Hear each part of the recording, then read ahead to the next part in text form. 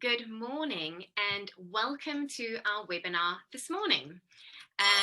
My name is Megan Sneyman and I am the Venture Relations Manager at Stakeholders, and I'm delighted that you can join us this morning. I say morning, but actually today my guests are joining me not only from the UK, but from the other side of the world in New Zealand. So a very good evening to anyone tuning in from that time zone. Today's webinar is a little bit different from our usual format. We're actually splitting it into two parts. So for the first 45 minutes, we'll be having a roundtable discussion on sustainable investing with a particular focus on the food industry. That will be with our panelists. We will then have a Q&A session with them. So remember to direct any questions you have into the Q&A panel on your Zoom window. And then the second part will be a deep dive into our featured business, nuUnlimited, which will then open up to anyone on the line to put questions to the team.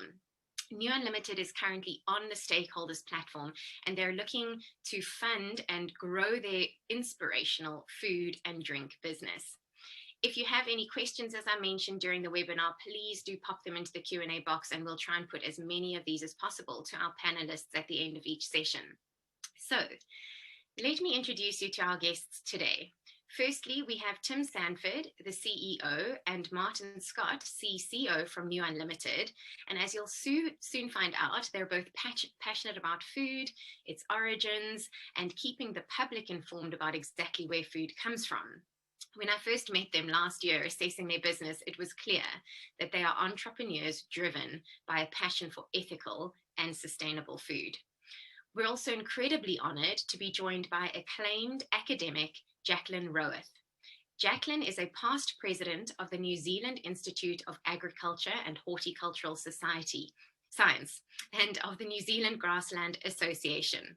She spent a career in research, education, management, and governance, and above all is committed to trying to help society understand the importance of agriculture and horticulture. Jacqueline, perhaps I can come to you first to give us a little bit of background on what drives you to keep the public informed about what they're eating.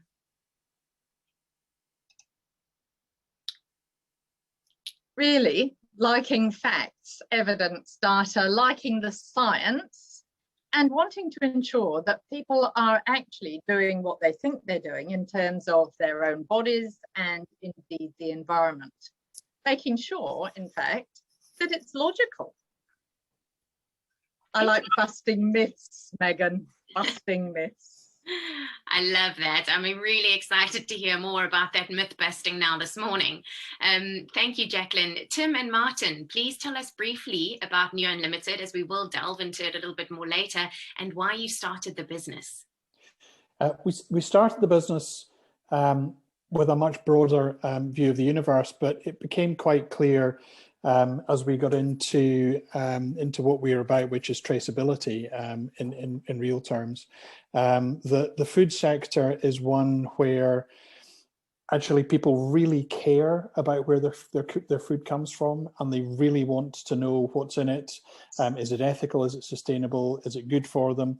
And that's really what drives us, is just a bit like Jacqueline says, it's about just sharing the truth and allowing people to make their own decision as to whether or not something fits their preferences or needs or ethics. Thanks, Tim. Martin? Yeah, I think I've been in hospitality a long time myself, and there's forever been a drive towards wanting to know exactly where your food came from and the quality and provenance and sustainability of it, but it's not as accessible as it should be. To get that kind of information, you generally have to pay a higher price for the better restaurants. And our idea is we can bring that to the masses on a bigger scale to the high street and small independents all over, that we can give that kind of information at a fingertip without having to pay for the extra service that you would normally associate with that kind of quality. Absolutely. Sounds fascinating. So Martin, thank you. I look forward to seeing you again in 45 minutes as we delve into nuUnlimited. Before we move on to our questions with Tim and Jacqueline, I'd like to take a quick poll to find a bit more out about our audience. So the first poll should pop up on your screen now. Would you change your eating habits if it meant you could save the planet? And you can choose one, yes in a heartbeat, yes, but I couldn't give up certain things, or no. So let's have everyone answer that question. Then we will share it on the screen, and I'll hand over to Jacqueline to give us a little bit of commentary on the results of the poll. I can see most people have voted. We've just got a few more left. Okay, brilliant. Let's close that and share the results. So 45% of our audience today said they would change in a heartbeat if it meant they could save the planet. Close behind, 36% yes, but I couldn't give up certain things. Jacqueline, is this what you come across in general when you speak to people about these choices? Yes, most people want to do the right thing. The confusion is what the right thing actually means and what evidence they're being given to assist the choices. And yes, most people have certain things. Apparently most vegetarians eat bacon because it's delicious, so they don't count it as meat. So we understand about those things. We do. Yes, bacon is also a known cure for vegetarianism. So many boyfriends or girlfriends, depending which one is the vegetarian, uses that as a discussion point. Yes, yes. Well, thank you very much. Let's close that poll down. And then I've got one more poll I'd like to put to the audience, and this is just for our investors online. The results will not be shared, but we'd love to just glean some more insight into our investors who are online. Have you, or would you consider investing in a sustainably focused business? Yes, I only invest in sustainable businesses. Sustainable business is an area I'd like to start, or I invest in companies with growth potential, regardless of whether they're sustainable. So if our investors online could cast their vote, we won't be sharing it, but this will just give us a little bit of insight into our audience. Brilliant. I think the majority of investors online have voted. Excellent. Let's close that down. Oh, yeah, there we go. Thank you very much, Helen. Right, without further ado, let's delve into these questions. Jacqueline, how much of a problem is corporate greenwashing and virtue signaling when it comes to food? It's an increasing one, growing because of social influences, social media, celebrity endorsements, people whom apparently are looked up to by members of society. And the society follows what they're suggesting, whether they are or are not informed. Corporates do use the celebrities effectively as tools or pawns, but corporates are always trying to sell a product or indeed a concept or an idea. And yes, many corporates are actually businesses and they're trying to get funds, whether you think they're not, or they've got a beneficial agenda, and that might include Greenpeace, it might include the vegan society. Effectively, you need to go back and think, what are they actually trying to sell here? And have they done the research? And if they've done the research, what assumptions and constraints have they applied to that research? Is the result logical? Yeah, I would add to that. I saw a thing recently from a fairly credible source that last year, 95% of US consumer brands were clearly greenwashing and virtue signaling. And part of the problem is it skews the agenda. So the lack of transparency and the lack of actual facts means that as consumers, we're all making decisions based on the scant information that we have access to, which skews our perception of reality. It's something that's stuck out for me there is this critical thinking that we need when we're viewing what's being fed to us from corporates. Jacqueline, then, does government have a role to play in helping to establish standards to support better practices across the supply chain? I certainly think they have a role to play in food safety, in setting standards.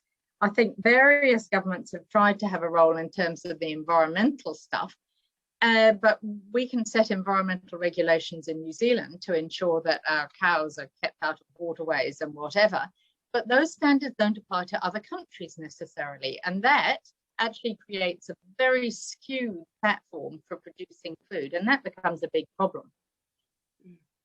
Anything to add? Yeah, I think what we keep saying in this is that, yes, government has a role to play, exactly as Jacqueline says, but consumers are the real activists in this. I mean, anyone who was in the UK in '98 and remembered the whole thing about the nice people at Monsanto saying, let's bring in genetically modified food. And the consumer reaction to that was extreme and very much drove the agenda to prevent genetically modified grain appearing in the UK food supply chain, which then impacted the European supply chain. So we've always seen consumers as the real drivers in this, because we're the ones with the money in our pockets. We're the ones who decide what to buy, and regulation always finishes up being regulation at the lowest possible cost. And therefore is kind of cheat regulation on the part of the people in an industry. So we've always believed that if you give people the information they need, and you are sitting just in the middle and allowing people to make decisions based on their personal needs and preferences and ethics and whatever, they'll make the decision that suits them. And if that means that we finish up changing the way that people buy things because the information is there for the first time, I have no problem with that, as long as what the information we give is truthful, which it is. Now, we've just come out of Veganuary, and Jacqueline, you have claimed that going vegan won't help save the planet. Could you explain why? Because the calculations that have been done to suggest that humans can be vegans, in terms of the impact that this diet has on the climate, the environment in general, do not include a whole lot of factors. The issue for vegans is actually obtaining the essential amino acids, which are available from animal sources in an absorbable fashion. There have been no calculations that I have yet seen that include the greenhouse gas impact or nitrogen impact of including those supplements in the diet. The other fact is, in terms of if you are going for your essential amino acids, then your body starts scavenging protein, because there are surplus ones in some foods, and they will be broken down for energy and excreted. We actually had in New Zealand somebody on Television One, the morning report, saying it's well known that vegans don't excrete nitrogen. Well, on this planet, they do. We've also heard that vegans can be perfectly healthy just eating plants. Well, only if you also take the supplements.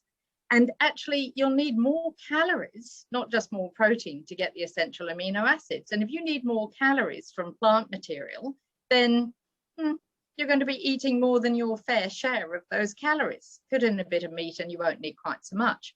And the next component is that plant-based material actually has to grow on cropping land, if we're talking about anything that actually has any protein in it. And cropping land is limited in the world. It's more limited than the bulk of the area where mostly the animals graze. The slightly hill country or too dry or all of those sorts of things. I know there will be vegans say it's feedlots, but actually in the feedlots, which are mostly in America, very few, well, you have got some in the UK, but they do have some access to outside. Only about 7% of the food that is actually eaten in a feedlot could be eaten by a human. You really don't want to be starting eating or trying to eat brewers' distillers' grains, which are a waste product from, good heavens, biofuel, and indeed the distilling process for alcohol. So there are all sorts of muddles, and other muddles, oh, let's have bamboo shoes instead. That's cropping land. So is cotton. What is our limiting factor for the world? It's actually going to be lysine for the population now and coming. Lysine is found in animal proteins in an absorbable fashion. And I haven't even started on the whole cooking process where you have to do your beans for 2 hours as opposed to a steak 3 minutes on either side. And I need to say right now, I am vegetarian, but I do know about the greenhouse gases associated with the different cooking methods. So let's be sensible. we're omnivores. Look at our teeth.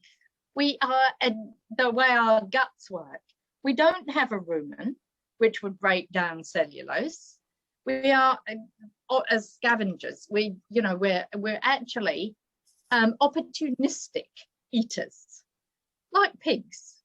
So we're designed to eat what is available, and meat and eggs and dairy products, they've all been very important for our brain function and our cognitive health and our calcium in our bones. Remember, we stand upright. Most animals don't. We need calcium. So all of those add up to say, if you want to be healthy, be balanced. And that's what the Australian data has shown recently. Okay, and it's interesting because I feel like there's been such a drive for veganism and all this data that's being shared around that.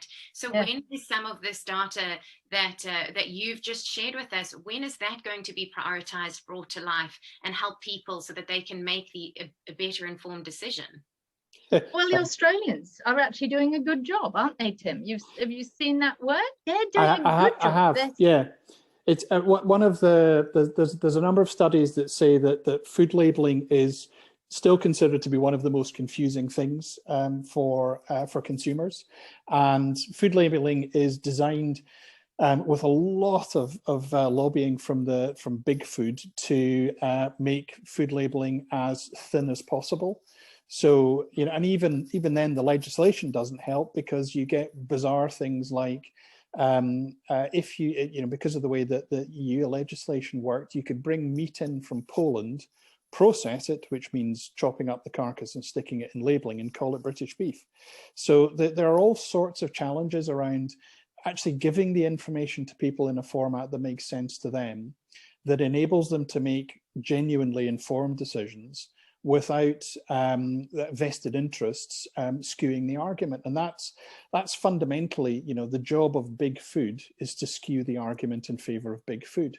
And Jacqueline's right, the Australians are doing a much better job, because they don't really have, Australian big food isn't like American big food or European big food. It's big, but it's not on the same scale. And it's very much about protecting the interests of Australian food producers who work to a high standard.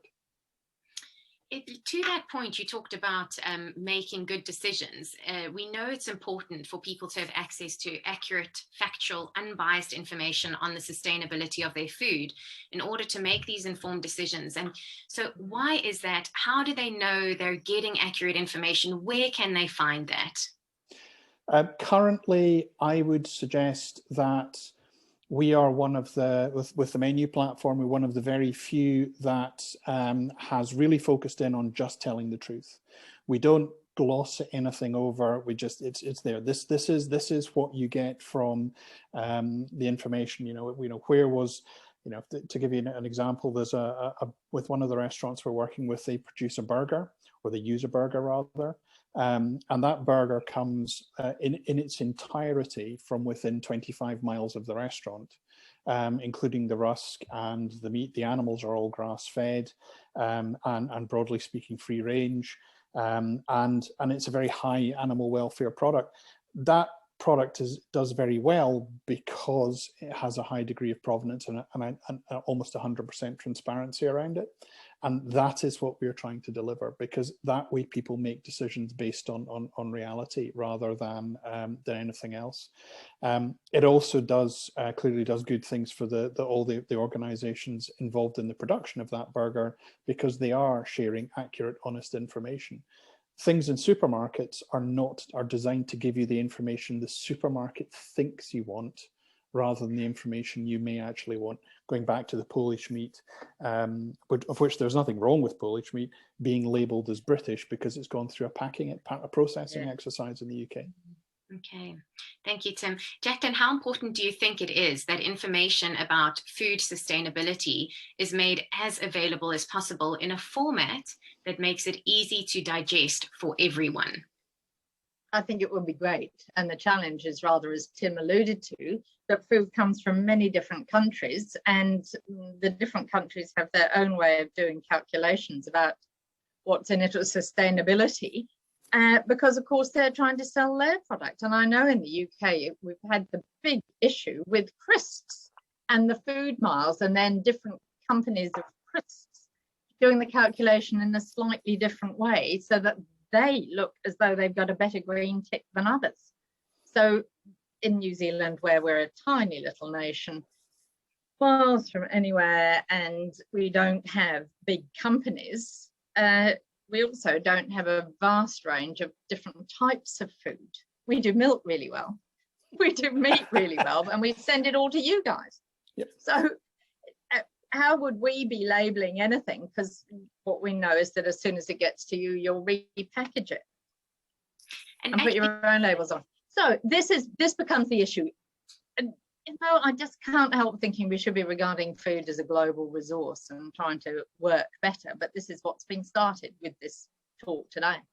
Absolutely. It's on that point that you brought up, you know, with fresh food supply chains now stretching across the planet and reliant on carbon heavy transport to deliver fresh food from halfway around the world, should we be moving more towards local, seasonal produce to reduce that carbon footprint of the food on our plates? For some products, absolutely, I agree with that. And I think the restaurants or the people that celebrate seasonality is tremendous. And it actually bugs me that people complain about strawberries at in the middle of winter. Well, where did they come from? Can we grow them in New Zealand all the year round? Well, no. So but you mentioned carbon heavy, and some methods of transport from across the world, and I put shipping as one of the efficient methods of getting things. We can transport kiwi fruit to you guys and have it arrive in a better state of, you know, the perfect point of perfection for consumption than it left here because of the technology. Yep. And that's very efficient. And we know with chilled lamb, sorry to all the Welshmen listening, that we can take from New Zealand lamb to London supermarkets for fewer greenhouse gases, less footprint than from Wales to London. And part of that is our efficiency in producing it, and part of it is that actually the shipping component is not heavy. Air, a different matter. Yeah. And I'm really trying not to comment about the Bugatti behind you, Tim. Is that a greenhouse gas? And you've got a great liner coming as well. The liner is better than the Bugatti. I'm sorry, those are my old Art Deco posters. I love them very much. They're wonderful. Right. Yes, they should have. Well, they've got a black band round the edge. Yeah, I know. I agree. I mean, it's down to transparency again, and as Jacqueline says, you know, fresh strawberries grown in Morocco, arriving in your supermarket in the middle of winter. Those have been flown in on a plane, and the argument that, oh yes, we're using space that would otherwise have been, you know, the spare space in the shipment is complete rot. That it subsidizes the seat price for people, as far as we can see, and seasonality does work, and local works for all sorts of reasons. It improves the local economy, it improves employment, it stops the kind of migration of young people out of rural areas into cities, you know, and it's less damaging for the environment. I love, Jacqueline, what you said as well about celebrating seasonality. And I think that comes down to educating ourselves on what is seasonal, where we live. We'll be coming to some practical tips as well from you in just a minute. But we also talked about this growing trend for transparent information about food and sustainability. Do you think this is likely to continue to grow? Is it going to be seen as a fad? Jacqueline, what are your thoughts on that? I think a lot of people are interested, but another lot will default to whatever the influencers suggest. And how do we actually get influencers saying, let's celebrate the Beaujolais harvest, you know, all of that, or the first Beaujolais of the year, that sort of thing is going to be quite difficult, because one of the things that we've done is allowed technology to enable food to be available in all sorts of forms for most of the time. And in fact, and people forget. And sorry. No, as Tim mentioned earlier, we need pressure to come from the consumers, but is there also a responsibility for the corporates to be, you know, putting out the right information and educating people and celebrating, you know, the seasonality of foods as well? We can do the celebration, but the education component, not if it's a disadvantage to them. There's Tim's point, all the corporates are in competition with each other. They're trying to find the edge. That's why they did the crisp people did the calculations and proved their crisp, those evil things, were better for the environment. So eat these ones. I think the Australians would say not quite as often as you think you ought to. You know, cut down on the fast food stuff. The other thing about big food is, particularly when you get to the processing and manufacturing, you know, these are very long supply chains, and they are very long negotiations involved in changing them. So these are changing super tankers, and you know the likes of the Unilevers and the Mondeleses and so forth turning around and saying we are going to do. Is something they will do, because they're not stupid. They're there to make money, but also not alienate their customers. However, it takes time to change those, to turn those super tankers, change production lines, change contracts, get their suppliers to behave in a different way. So, I have a degree of sympathy for them. It's not an enormous amount of sympathy, but what we are seeing is that in terms of making food more transparent, it is much, much easier and much faster to work with local supply chains. And build the movement from the ground up, because a top-down movement, we'll still be having this conversation in 10 years' time. If you build it from the bottom, the top of the food chain, as it were, that big food will shift a lot faster, because consumers will turn around and say, I want that information now. And if I can't have it, well, do you know what? There's this product over here from local manufacturer B. It's slightly more expensive, but the packaging is fully recyclable and compostable. I know that it's organic. I know that there is no rainforest soy involved in it. There is no palm oil involved in it, and so on and so on. And that's deliberately why we've chosen to build from the bottom up rather than the top down, because that's how we will have a stronger impact. And it's also, being completely selfish about it, it's how we'll build quicker. Thank you for that insight. And it builds. Yes, there was a report that came out today, EIT, looking at food trust. And the farmers are trusted more than the retailers, who are in turn trusted more than the manufacturers, and authorities are about the same as manufacturers. So go back to the source for the farmers, particularly when they aren't quite the big farmer with an F. And yes, Tim's right, you can build. Okay, thank you. Just a reminder to our audience that we will be opening up for questions from the audience to Jacqueline and Tim in just a few minutes. So please do continue to send in any questions you have for them. I've got just a couple more questions. Jacqueline, what can we do as individuals, industries, and a society to reduce the environmental impact of our food and increase its sustainability? The Australians have got a list of the simplest things you can do. And one is eat to your needs. Are you a 50-kilo female, or, the massive Hulk or whatever he was? Then plan what you need and buy only what you need.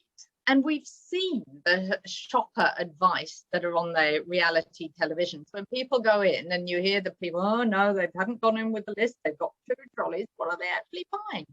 So plan your portions.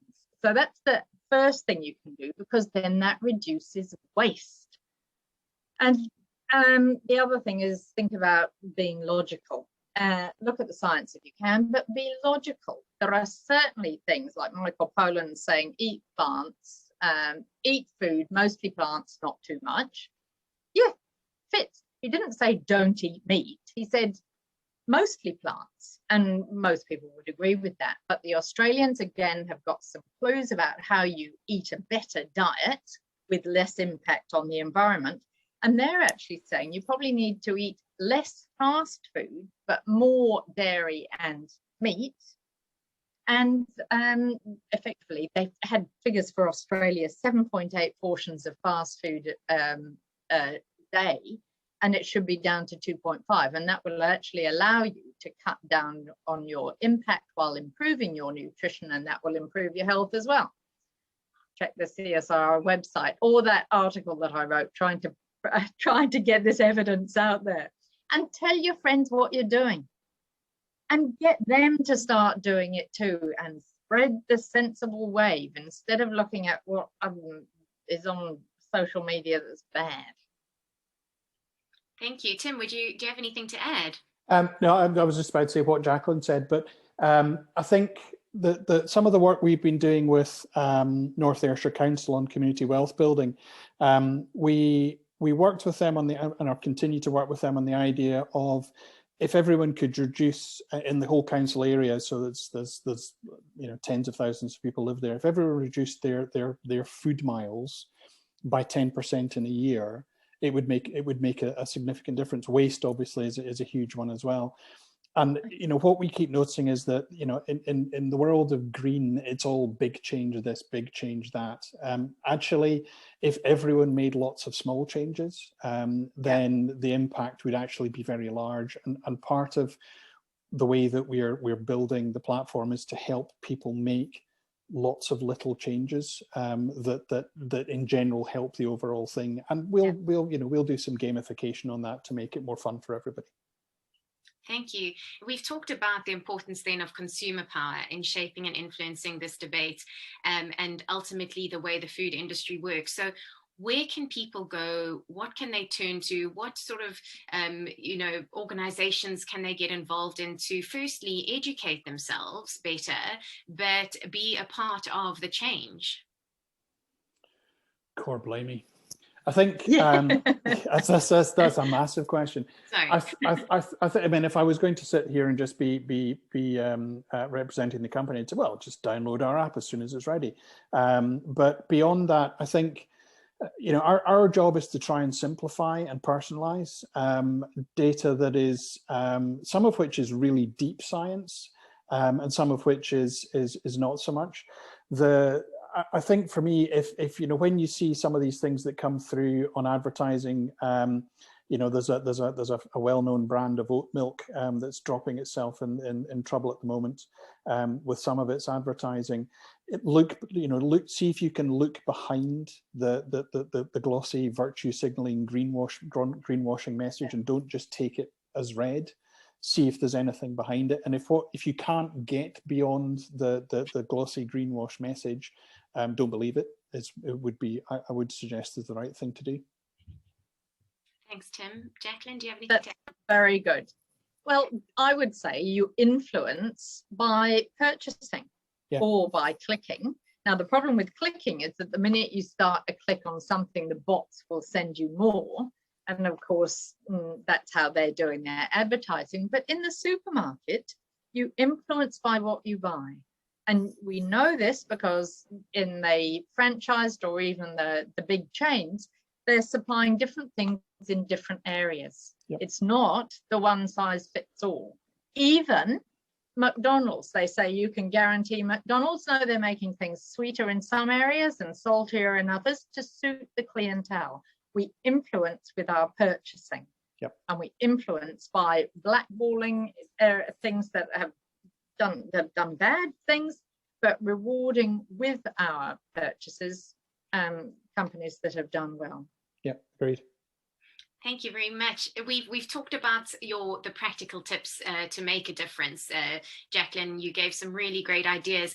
Tim, is there anything else you'd add to them? Not off the top of my head, without sounding like an advert, which is not what the first part of this is. I think Jacqueline's absolutely right. What you buy is, and therefore what you eat is what you are.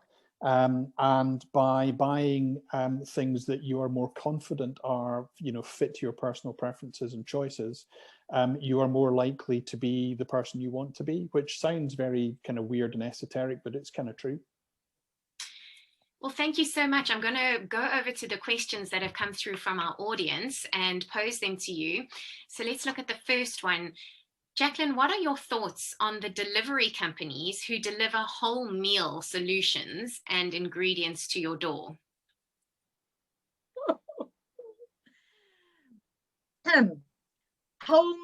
So there's two different parts of this. The ingredients, the statements, but this is teeny weeny New Zealand, are that they can purchase in good bulk.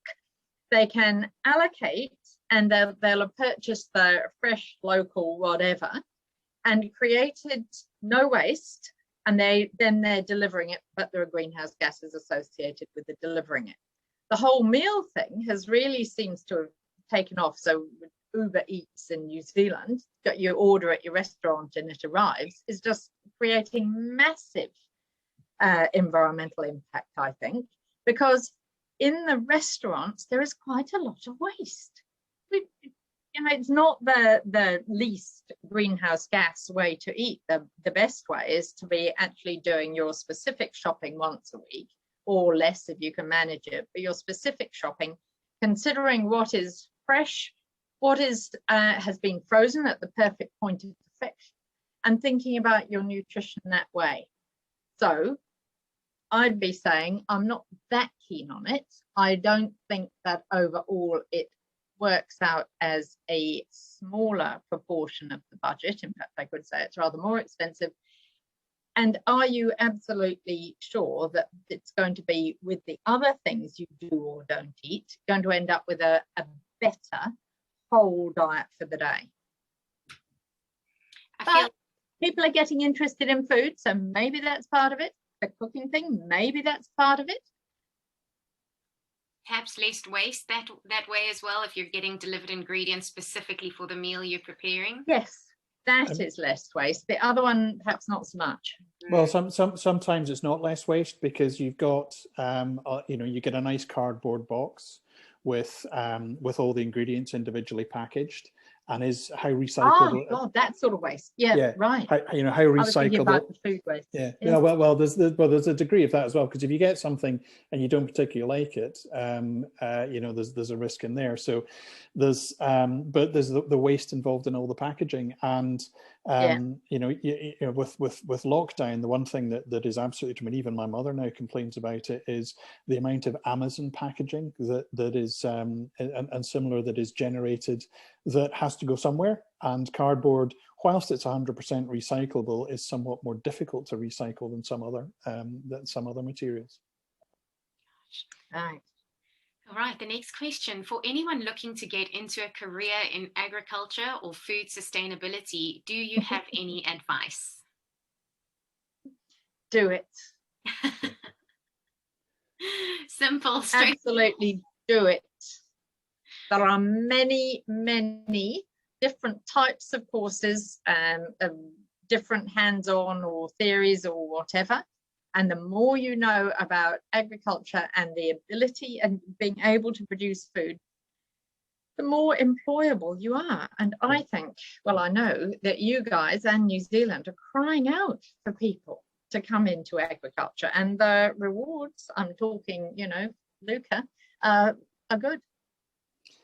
I would just add to, I've come late to understanding food. I mean, tech I've understood for years, but food I've come late to understanding, and it's fascinating. It genuinely excites me in the morning, getting up and thinking, what am I going to learn? And sometimes it's not good things, other times it's fascinating things. But it's an amazing space to work. Thank you. We're coming to the close of part one. And just before we do, Jacqueline, is there anything else you feel we may have missed or we haven't quite covered this morning or this evening for you? As we approach midnight, I think that the questions have been terrific. And the question about how you get into agriculture, you need, when you're thinking about a career, so this is my pitch to all young people and those who are prime of life, whatever stage you're at, what does the world need and where do your interests lie? I'm a soil scientist who wanted to save the world. My first degree is my honours, environmental agriculture. I'm still trying to save the world. The one thing we need is sustainable food production. So whether your interest is technology, computing, mechanics, soils and drainage, soils and fertilizers, irrigation, or marketing, or consumer trends, there's a place for you in agriculture. Just do it. I agree with that. I love that. What a way to close. Thank you so much, Jacqueline, for joining us tonight. You've given us loads of incredible insight into an area that I think a lot of people know little about, and it's been absolutely fascinating. Yeah. So thank you, and I hope you have a lovely privilege your evening. Thank you very much.